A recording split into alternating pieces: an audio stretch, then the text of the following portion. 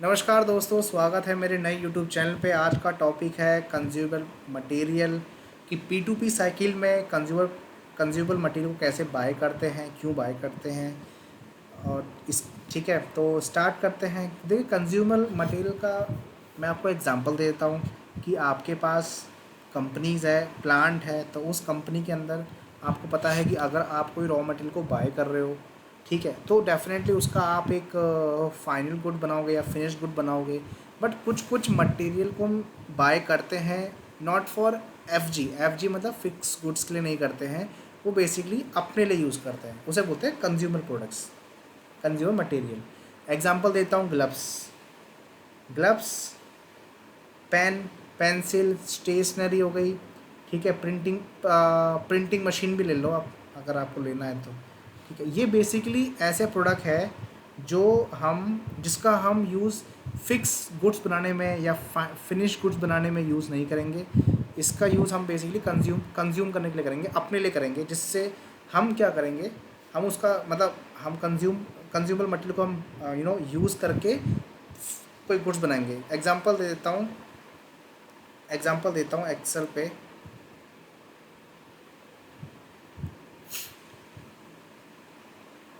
Example देता हूँ कि लगा लो हमारे पास कोई एग्जांपल ले लो, पेन है, ठीक है, पेंसिल लेते हैं,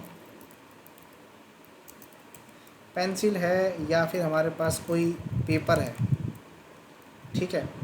अब हमारी कंपनी मोबाइल बनाती है, तो मोबाइल बनाने के लिए लगा लो 25 आइटम्स लगते हैं। अब 25 आइटम है, हम किसी वेंडर से ले रहे हैं और मोबाइल बना रहे हैं। तो पेपर का क्या काम है भाई? पेपर किस लिए काम आता है? पेपर काम आता है डॉक्यूमेंटेशन के लिए। तो अब हमने भी पेपर को बाय किया, ठीक है।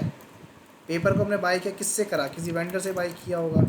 तो देखा जाए तो पेपर जो है वो डायरेक्ट इम्पैक्ट नहीं कर रहा है मोबाइल बनाने में, बट कहीं ना कहीं तो उसका भी ज़रूरत पड़ ही रही है कंपनी को।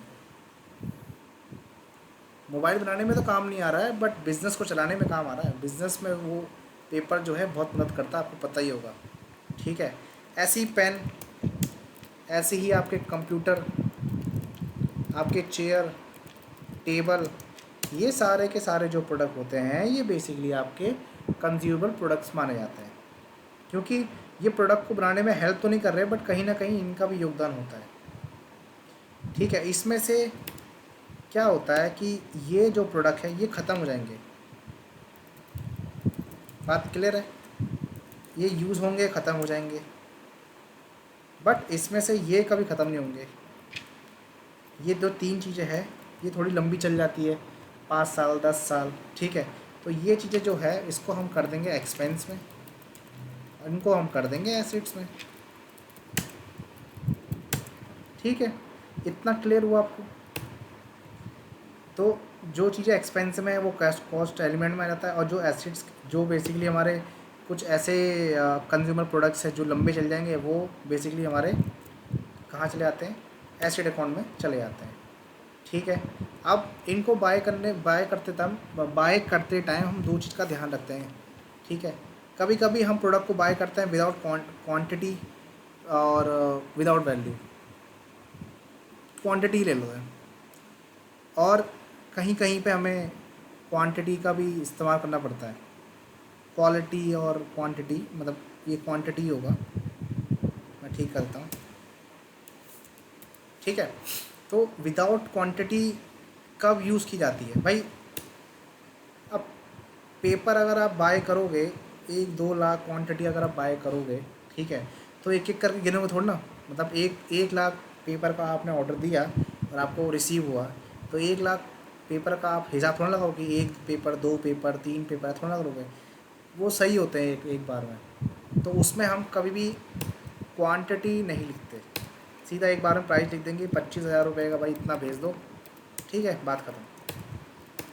दूसरा, इसमें कभी भी हम मटेरियल मास्टर नहीं बनाते। क्यों? मैंने बोला ना, ये बेसिकली हम इसको एक्सपेंस में क्लेम करते हैं। इसका मटेरियल बना के हम क्या करेंगे, आप बताओ? पेपर का हम मटेरियल बना के क्या करेंगे इसमें? जो आपको पता है छोटी छोटी चीज़ों में पेपर फट जाते हैं, तो इसलिए कंपनी की होती है वो पेपर का कभी मटेरियल मास्टर नहीं बनाती है। फिर मटेरियल मास्टर किसका बन जाता है? वो बनता है बेसिकली, ये मैंने आपको बोल दिया, मैं इसको मिटा देता हूँ।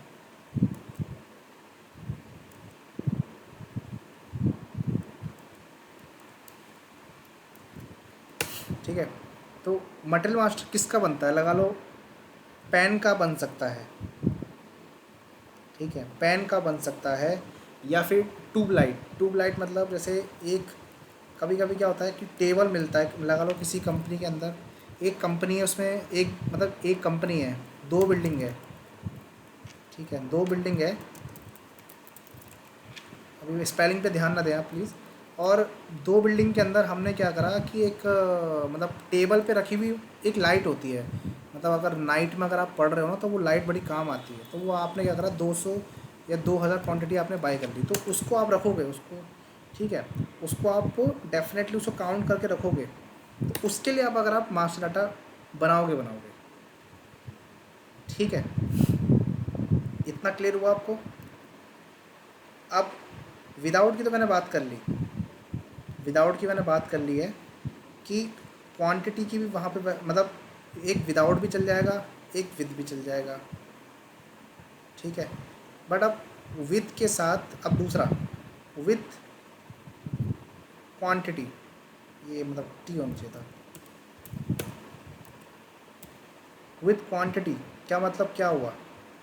विथ क्वांटिटी का मतलब ये हुआ बेसिकली एसेट्स, कंप्यूटर बाय करा, चेयर बाय करा, टेबल बाय करा, करेक्ट, ये तीन चीज़ हमने बाय कर ली भाई, ये इनका हिसाब तो हमें रखना पड़ेगा कि कितनी क्वांटिटी आई, क्या प्राइस थे, और कहाँ पे स्टोर हुआ, क्योंकि ये जाएंगे हमारे एसेट साइड में, और इसका मटेरियल मास्टर ज़रूर बनता है, ठीक है। तो इतना आई होप आपको ये अच्छा सही क्लियर हुआ होगा कि विदाउट में हम मटेरियल नहीं बनाते हैं, ठीक है। दूसरे में मतलब विथ में दो ऑप्शन आते हैं आपके पास, एक कि विदाउट मटेरियल भी हम बाय कर सकते हैं, मतलब मटेरियल मास्टर हमने नहीं बनाया और हमने बाय कर लिया, बस हमने पीओ बना दिया और वेंडर को दे दिया, वेंडर ने प्रोडक्ट दे दिया, बात खत्म। दूसरा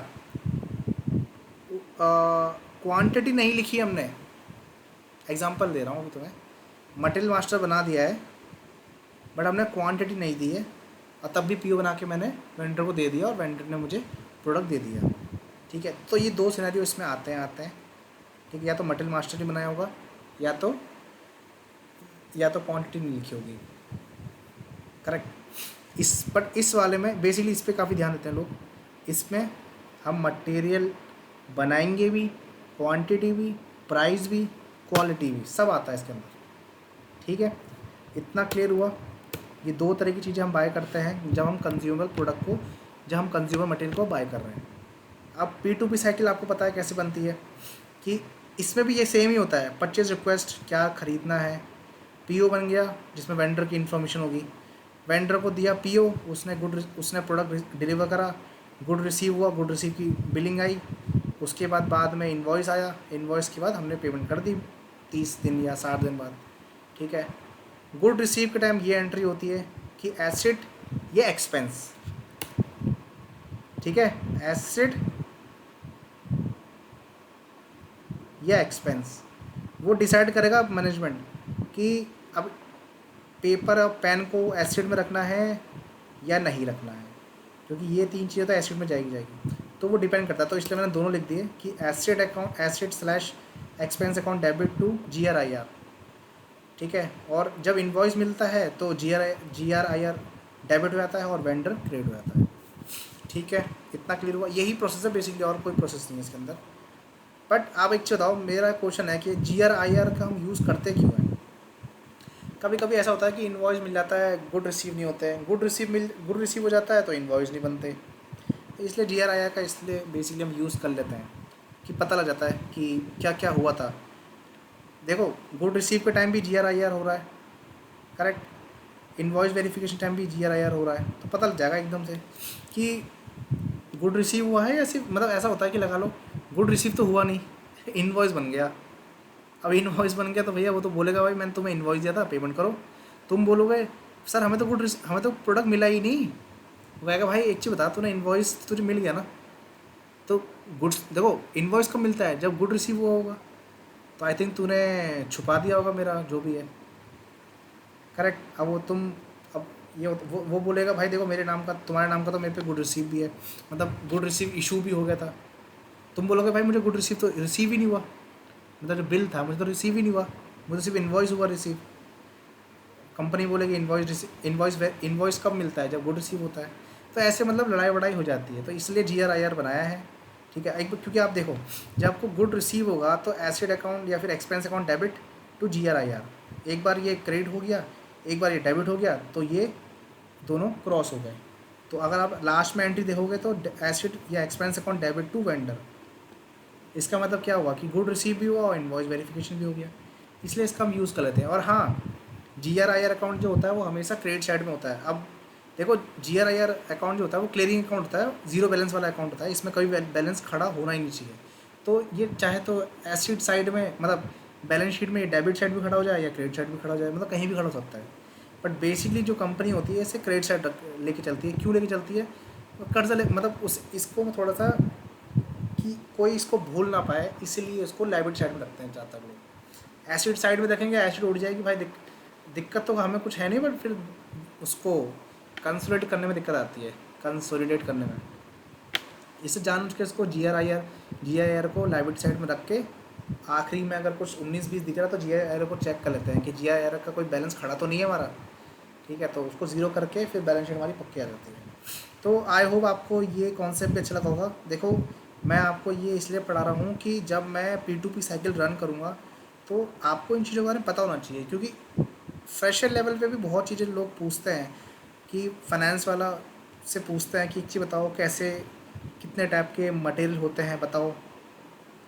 ठीक है, और कंज्यूमर प्रोडक्ट क्या होते हैं, फिक्स प्रोडक्ट क्या होते हैं, बहुत लोग पूछते हैं। सिनेरियो पूछते हैं किस तरह के बाय के how to bye. P2P cycle कोई बता सकता है, बट P2P साइकिल चलाने के लिए सिनेरियो तो पता होना चाहिए ना आपके पास। तो इसीलिए मैं आपको ये सारे सिनेरियो समझा रहा हूँ।